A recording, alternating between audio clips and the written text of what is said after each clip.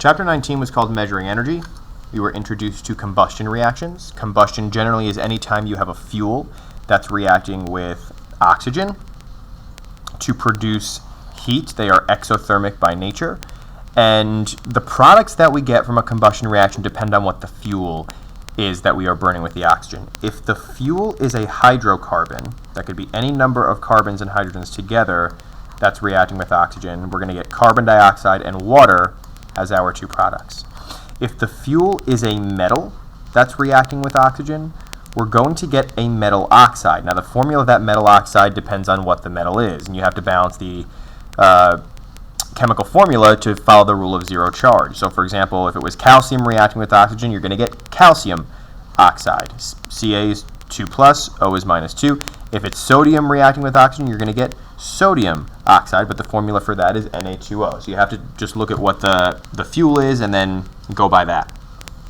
We then looked at a lab activity where we were using a calorimeter and using the process of calorimetry. A calorimeter is used to measure the heat absorbed or released in a chemical reaction or process by measuring the temperature change of water. So essentially what we have is a food sample that we are burning, and the heat that is released by that combustion, because the combustion is exothermic, that heat goes into the water. We're assuming that the first law of thermodynamics is holding true and that the heat released from this combustion is completely going into that water sample, increasing the temperature of the water sample, and we can figure out how much heat was lost by the food, because that should be equal to the heat that was gained by the water. And the heat gained by the water is going to be equal to the mass of the water times the specific heat of the water times the change in temperature of the water. That's really important.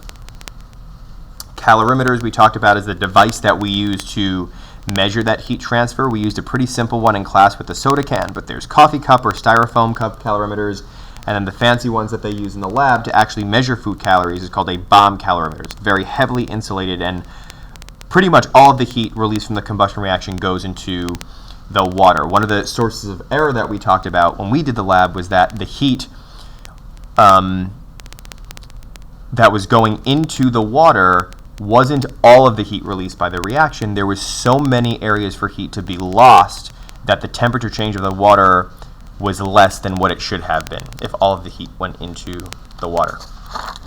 We then looked at the calculations about actually calculating calories. So I'll do one example here.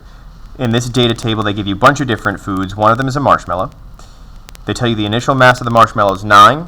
The final mass is 8.5, which tells you that 0.5 grams of the marshmallow was burned. The initial temperature of the water was 22 degrees, and the final temperature of the water was 25 degrees, meaning that the change in temperature for the water was 3 degrees Celsius. So to find how many calories that marshmallow released, or the 0.5 grams of marshmallow released, you have to know the MC delta T for the water. And it's not in the data table here, but let's assume that the mass of the water for all of these samples is 100 milliliters. So for that first example with the marshmallow, if you had 100 milliliters of water, that's 100 grams.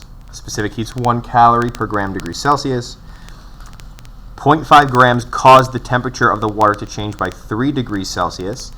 So that would be 300 calories that the water absorbed, which meant that 0.5 grams of marshmallow contained 300 calories. If we wanted to look at the number of calories per gram of the marshmallow, that's where the mass comes into play. And that's when we would take the 300 calories and divide it by the amount of mass of the food that burned and get how many calories per gram that food sample contained. And again, those calculations are just for this first one up here. You can go through the rest of them, though, and do the same thing.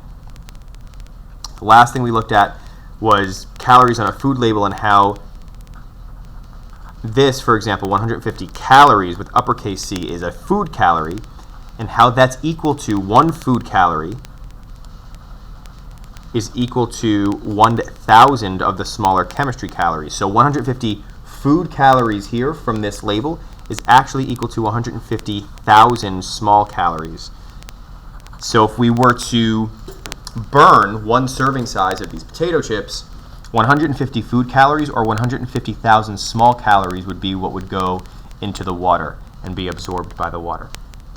That's pretty much all we did in 19. It was pretty much one big lab. We introduced combustion, and then we spent a couple of days looking at which food sample released more energy into the water to show which one had more calories per gram using Q is equal to MC delta T in that heat calculation that we used in chapter 18.